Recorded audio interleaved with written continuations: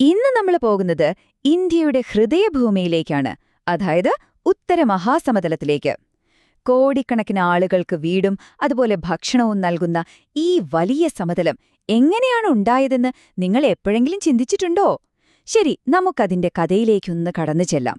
ഇതൊരിക്കലും ഒരു സാധാരണ ഭൂപ്രദേശമല്ല കേട്ടോ. സിന്ധു, ഗംഗ, ബ്രഹ്മപുത്ര ഈ മൂന്നു മഹാനദികൾ ദശലക്ഷക്കണക്കിന് വർഷങ്ങൾ കൊണ്ട് മെനഞ്ഞെടുത്ത ഒരു അത്ഭുതമാണിത്. ശരിക്കും പറഞ്ഞാൽ ഇന്ത്യയുടെ ഭക്ഷ്യസുരക്ഷയുടെ നട്ടെല്ല് എന്ന് തന്നെ നമുക്കിതിന് വിളിക്കേണ്ടി വരും. ഇതിന്റെ വലിപ്പം എത്രത്തോളമുണ്ടെന്നറിയാമോ? കിഴക്ക് നിന്ന് പടിഞ്ഞാറോട്ട് ഏകദേശം 3200 കിലോമീറ്റർ. അതായത് ഇന്ത്യയുടെ ഒരറ്റം മുതൽ മറ്റേ അറ്റം വരെ യാത്ര ചെയ്യുന്ന അത്രയും ദൂരം. ഒന്നോർത്തു നോക്കൂ. അപ്പോൾ സ്വാഭാവികമായും ഒരു ചോദ്യം വരും. ഇത്രയും പരന്ന, ഇത്രയും വലിയൊരു സമതലം എങ്ങനെ രൂപപ്പെട്ടു? ഇതിന്റെ ഉത്തരം ഒളിഞ്ഞിരിക്കുന്നത് ലക്ഷക്കണക്കിന് വർഷങ്ങൾ നീണ്ട പ്രകൃതിയുടെ ഒരു വലിയ പ്രവർത്തനത്തിലാണ്.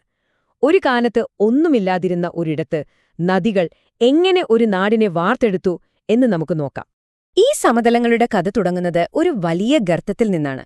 നമുക്ക് ദശലക്ഷക്കണക്കിന് വർഷം പുറകോട്ടു പോകാം. ഹിമാലയം രൂപപ്പെട്ടപ്പോൾ അതിന് തൊട്ടു തെക്കായി ഭീമാകാരമായ ഒരു താഴ്വര രൂപപ്പെട്ടു. ശാസ്ത്രജ്ഞർ ഇതിനൊരു പേരിട്ടിട്ടുണ്ട്: ജിയോ സിൻക്ലൈനൽ ഡിപ്രഷൻ. പേര് കേട്ട് പേടിക്കേണ്ട. സിമ്പിളായി പറഞ്ഞാൽ, ഹിമാലയത്തിൽ നിന്നൊഴുകിവരുന്ന നദികൾക്ക് അവ കൊണ്ടുവരുന്ന എക്കൽ നിക്ഷേപിക്കാൻ പാകത്തിന് ഒരു വലിയ പാത്രം പോലെയായിരുന്നു ഇത്. ഒന്ന് ചിന്തിച്ചു നോക്കൂ. ഹിമാലയത്തിൽ നിന്നൊഴുകിയെത്തിയ നദികൾ കൊണ്ടുവന്ന മണ്ണും കല്ലുമൊക്കെ അടിഞ്ഞടിഞ്ഞ് ഈ താഴ്വര പതിയെ പതിയെ നികന്നുവന്നു. വിശ്വസിക്കാൻ പറ്റുമോ? ചില സ്ഥലങ്ങളിൽ ഈ എക്കൽ മണ്ണിന് ഏകദേശം 2 കിലോമീറ്റർ വരെ ആഴമുണ്ട്. ഇനി ഈ സമതലത്തിന്റെ ഒരു പ്രത്യേക ഘടനയുണ്ട്. അത് മനസ്സിലാക്കാൻ ഞാനൊരു എളുപ്പവഴി പറഞ്ഞുതരാം. നമുക്കിതിനെ ഒരു ഭീമൻ അരിപ്പയായിട്ടങ്ങ് സങ്കല്പിച്ചാലോ? ഈ ആശയം വരും ഭാഗങ്ങൾ മനസ്സിലാക്കാൻ നമ്മളെ ഒരുപാട് സഹായിക്കും. അതെ, ഒരു ഭീമൻ ജിയോളജിക്കൽ ഫിൽറ്റർ. ഇതാണ് നമ്മുടെ കീ ഐഡിയ. മലകളിൽ നിന്ന് കുത്തിയൊലിച്ചു വരുന്ന വെള്ളവും മണ്ണുമെല്ലാം ഈ ഫിൽറ്ററിലൂടെ കടന്നു പോകുമ്പോൾ പല തട്ടുകളായി വേർതിരിയുന്നു. ഓരോ തട്ടിനും അതിൻ്റേതായ പ്രത്യേകതകളുമുണ്ട്. അപ്പോ ഈ ഫിൽറ്ററിന് പ്രധാനമായും 3 ഭാഗങ്ങളുണ്ട്: ഭബർ, തെറായ്, പിന്നെ എക്കൽ സമതലം. വാ, നമുക്ക് ഓരോന്നായിട്ട് നോക്കാം. ഓക്കേ, അപ്പൊ നമ്മുടെ ഫിൽറ്ററിന്റെ ആദ്യത്തെ ലെയർ അതാണ് ഭബർ. മലകളിൽ നിന്ന് ശക്തിയായി ഒഴുകിവരുന്ന നദികൾ, അവ കൊണ്ടുവരുന്ന വലിയ കല്ലുകളും പാറക്കഷ്ണങ്ങളുമെല്ലാം ആദ്യം നിക്ഷേപിക്കുന്നത് ഇവിടെയാണ്. ശിവാലിക് മലനിരകളുടെ തൊട്ടുതാഴെ ഒരു ബെൽറ്റ് പോലെ ഈ പ്രദേശം കാണാം. പക്ഷെ ബബറിലെ ഏറ്റവും വലിയ അത്ഭുതം എന്താണെന്നറിയാമോ? ഇവിടെ എത്തിയാൽ പുഴകളെ കാണാതാവും. അതെ, അക്ഷരാർത്ഥത്തിൽ അപ്രത്യക്ഷമാകും. ആ വലിയ പാറകൾക്കിടയിലൂടെ വെള്ളം മുഴുവൻ താഴേക്ക് ഊർന്നിറങ്ങിപ്പോകും. പുറമേ നോക്കുമ്പോ ഒരുപക്ഷെ വരണ്ടതായി തോന്നിയേക്കാം, പക്ഷെ മണ്ണിനടിയിലൂടെ ഒരു പുഴ ഒഴുകിപ്പോകുന്നുണ്ടാകും. അപ്പോ ബബറിൽ അപ്രത്യക്ഷമായ ഈ വെള്ളമൊക്കെ എങ്ങോട്ട് പോയി? അതിനുള്ള ഉത്തരമാണ് നമ്മുടെ ഫിൽറ്ററിന്റെ അടുത്ത ലെയർ, തെറായ്. ഭബറിലെ ആ വലിയ പാറക്കെട്ടുകൾക്കിടയിലൂടെ ഊർന്നിറങ്ങിയ വെള്ളമില്ലേ, അത് വീണ്ടും ഭൂമിയുടെ മുകളിലേക്ക് വരുന്നത് ഈ തെറായ് മേഖലയിലാണ്. അതുകൊണ്ടുതന്നെ ഈ പ്രദേശം മുഴുവൻ ചതുപ്പും ഈർപ്പവും നിറഞ്ഞതായിരിക്കും. ഒരു കാലത്ത് ഇടതൂർന്ന കാടുകളും പിന്നെ ഒരുപാട് വന്യജീവികളും ഉണ്ടായിരുന്ന ഒരിടം കൂടിയാണിത്. ഇനി നമ്മൾ എത്തുന്നത് നമ്മുടെ ഫിൽറ്ററിന്റെ അവസാന ഭാഗത്താണ്. ഏറ്റവും പ്രധാനപ്പെട്ട ഭാഗം, എക്കൽ സമതലം. ഇതിനെ നമുക്ക് രണ്ടായിട്ട് തിരിക്കാം: ഭംഗർ പിന്നെ ഖാദർ. ഭംഗർ എന്ന് പറയുന്നത് നദിയിൽ നിന്ന് കുറച്ചകലെ കാണുന്ന പഴയ എക്കൽ മണ്ണാണ്. പക്ഷെ ഖാദർ അങ്ങനെയല്ല. എല്ലാ വർഷവും വെള്ളപ്പൊക്കം വരുമ്പോൾ പുതിയ ഫ്രഷ് മണ്ണ് വന്ന അടിയുന്ന സ്ഥലം. അതായത് ഏറ്റവും ഫലഭൂയിഷ്ഠമായ മണ്ണ്. നെല്ലും ഗോതമ്പുമൊക്കെ കൃഷി ചെയ്യാൻ ഇതിലും മികച്ചൊരു മണ്ണില്ല. ഓക്കെ, അപ്പൊ നമ്മുടെ സമതലം റെഡിയായി. പക്ഷെ നദികളുടെ പണി അവിടെ തീർന്നില്ല.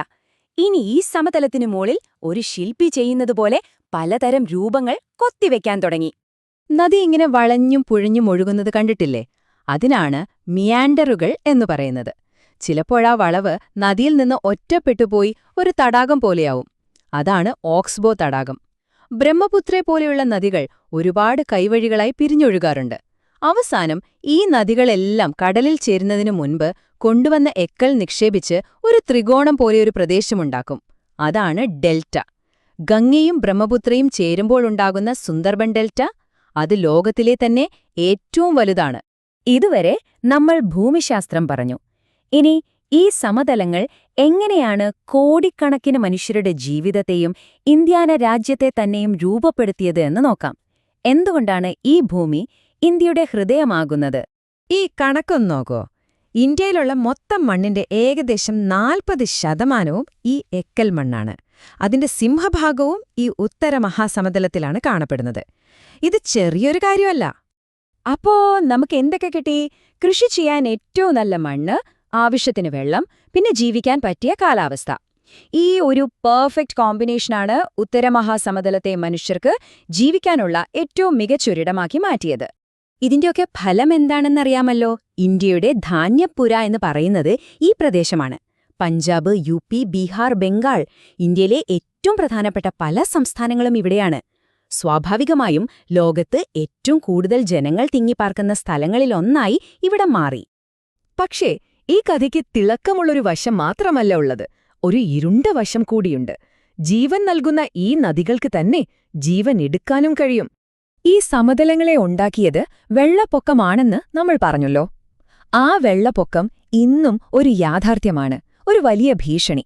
പ്രത്യേകിച്ച് കിഴക്കൻ ഭാഗങ്ങളിൽ, ബ്രഹ്മപുത്ര, കോസി പോലുള്ള നദികളുടെ തീരത്ത് എല്ലാ വർഷവും വെള്ളപ്പൊക്കം വൻ നാശനഷ്ടങ്ങൾ ഉണ്ടാക്കാറുണ്ട്. അതവിടുത്തെ ജീവിതത്തിന്റെ ഒരു ഭാഗം തന്നെയാണ്. അപ്പോൾ നമ്മൾ അവസാനം എത്തി നിൽക്കുന്നത് ഒരു വലിയ ചോദ്യത്തിന് മുന്നിലാണ്. ഒരേ സമയം അനുഗ്രഹവും ശാപവുമാകുന്ന ഈ നദികളോടൊപ്പം മനുഷ്യർ എങ്ങനെയാണ് ജീവിക്കേണ്ടത്?